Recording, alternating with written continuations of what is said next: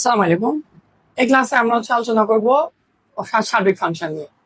তো সার্বিক ফাংশন চেনার জন্য আমাদের কাছে ফার্স্ট অফ অল হচ্ছে ডোমেইন কোডোমেইন সম্পর্কে আমাদের ধারণা পাইতে হবে। আমরা যদি একটু একটা চিত্র আঁকি, যে আমরা ধরে নিলাম যে এখানে কতগুলো ভ্যালু দেওয়া আছে, 1 2 3 4 5 এর একটা সেট। এটাকে বলা হচ্ছে ডোমেইনের সেট। আর এটা একটা আমরা বলতে পারি যে 1 4 আমরা 9 বললাম। এবং আমরা এখানে ফর এক্সাম্পল আমরা এখানে 36 দিলাম।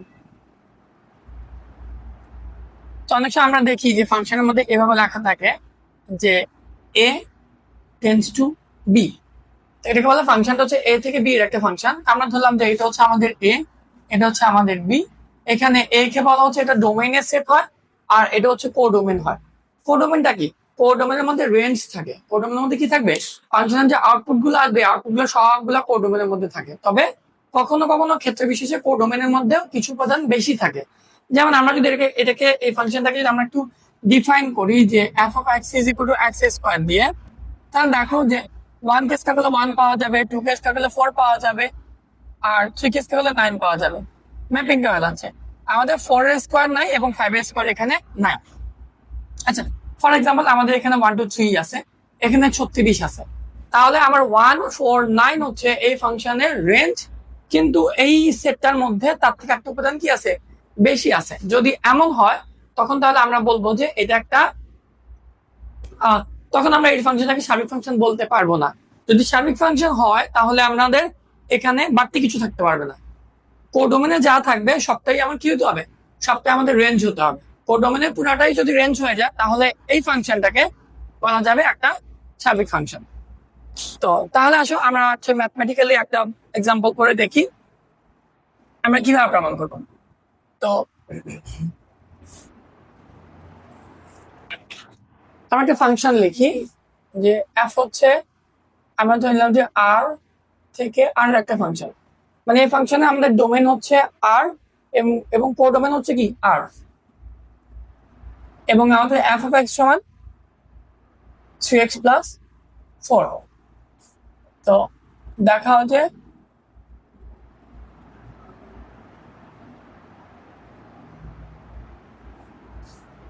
সার্বিক ফাংশনকে আবার অন্টু ফাংশন বলা হয়। সার্বিক ফাংশনকে অন্টু ফাংশনে বলা যেতে পারে, অন্টু। তো তাহলে আমরা কি করব? তাহলে আমরা এটাকে বলছি যে আমাদের ফাংশনটার কোডোমেনটা পুরাটাই যদি তার রেঞ্জ হয় তখন আমরা তাকে কি বলবো? তখন তাকে আমরা যে সার্বিক ফাংশন বলতে পারবো। তাহলে আমাদের উদ্দেশ্য কি হবে? আমরা এই ফাংশনটার রেঞ্জ বের করে ফেলবো। তো রেঞ্জ বের করতে হলে কি করতে হয়?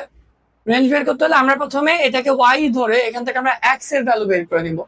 তাহলে আমরা ধরি ওয়াই সমান F of x is equal to 3x plus 4। তো এরপর আমরা এফ অফ এক্স থেকে সরাই ফেলবো, আমরা Y is equal to 3x plus 4 লিখবো। এখন আমাদের উদ্দেশ্য হচ্ছে এক্স এর ভ্যালু বের করা।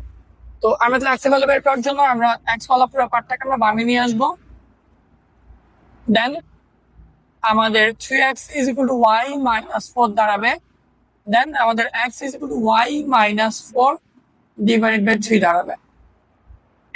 এক্স পর্যন্ত আসার পরে এখন আমাদের দেখার বিষয় হচ্ছে এখানে যে ওয়াই আছে, ওয়াই এর যে সকল বাস্তব মান, যে সকল মানের জন্য ফাংশনটা সংজ্ঞায়িত হবে, ওয়াই এর সে সকল মানকে আমরা এই ফাংশনের রেঞ্জ বলে থাকি। তাহলে আমরা দেখতেছি যেখানে ওয়াই হচ্ছে উপরে, নিচে হচ্ছে একটা কনস্ট্যান্ট 3 আছে। তাহলে এখানে ওয়াই এর উপর কোনো শর্ত নাই। যে আমরা হচ্ছে এর আগে একটা ক্লাসের মধ্যে ফাংশনের উপর শর্তগুলো পড়ছিলাম যে কোন কোন শর্তে ফাংশন সংজ্ঞায়িত হয়। তো এই ফাংশনের ক্ষেত্রে ওয়াই যেহেতু উপরে, তাহলে তার উপর কোনো শর্ত নাই। তো যেহেতু ওয়াই এর উপর কোনো শর্ত নাই, তাহলে আমরা বলতে পারি যে এখানে ওয়াই এর সকল বাস্তব মানের জন্য ফাংশনটা কি হবে? এক সংজ্ঞায়িত হবে। তাহলে আমরা বলতে পারি যে ওয়াই এর সকল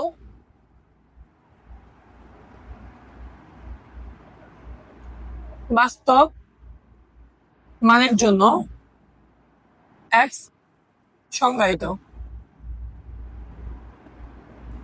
তাহলে আমরা বলতে পারি সুতরাং রেঞ্জ যেগুলো হচ্ছে আমাদের আর।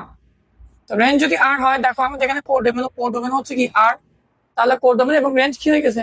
সমান হয়ে গেছে। যেটা আমরা লিখতে পারি ইজ ইকুয়াল টু কোডোমিন লিখতে পারি। তাহলে আমরা বলতে পারবো সুতরাং এফ একটি সার্বিক ফাংশন।